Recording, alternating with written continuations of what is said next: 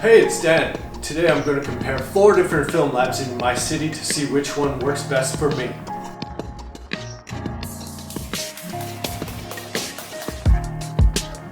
I just finished shooting a roll of color film and now I want to take it into a lab to get it developed and scanned. Here in Montreal, we're fortunate to have a bunch of labs to choose from, but how do you choose? Do you go for the one closest to you or the one your friend recommends? Well, knowing that we have a few to choose from, I wanted to put them through a test and take one roll of Kodak Ektar to 4 different labs and see how each treated the color. I ranked each lab from 1 to 4 in each of the following: crop, resolution, sharpness, dust, color, highlights and saturation, can they save an image, and price. Each lab is named anonymously from A to D.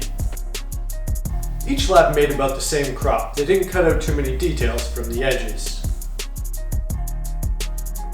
Lab C and Lab D gave the highest resolution images, which means that ultimately they can be printed larger. In terms of sharpness, Lab A is a bit softer than Lab B.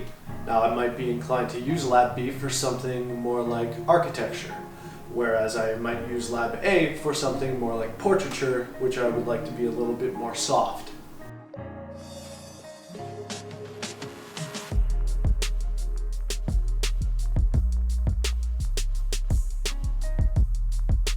Each lab might be using its own dust removal technology in their scanning process, but Lab C came back with the most dust, and to be frank, it's the one I was expecting the least from, as that's the impression I got from their advertising on their website.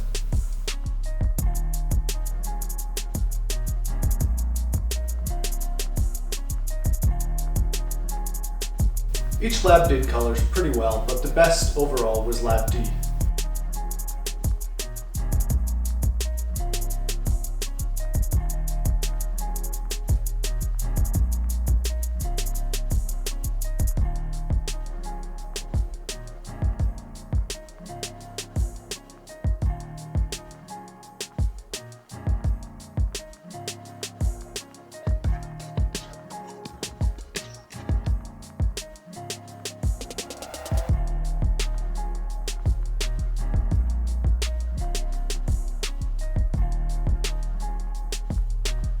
To keep the comparisons interesting in terms of color, I took a known color, which is the color of these red Ferraris, Italian Rosso Corsa.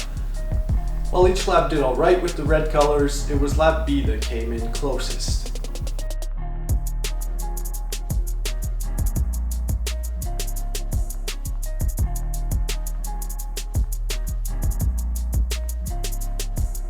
Lab B did the best job of not blowing out the highlights, and Lab D, while their colors were great, seemed to boost the highlights a little bit too high.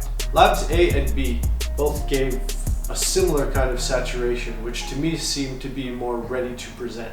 Less work involved in editing.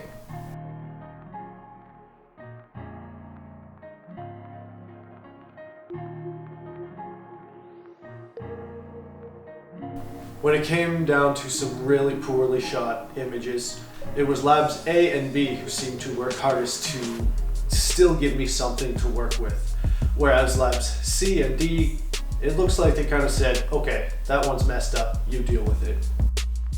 Lab A is the least expensive, and it tends to be quick and a bit more of a softer, lower resolution. Lab D tends to be most expensive, but you kind of have the highest quality, highest resolution scans. So you get what you pay for. Price is a factor for some people, there's no getting past that, so I've included it here in my rubric.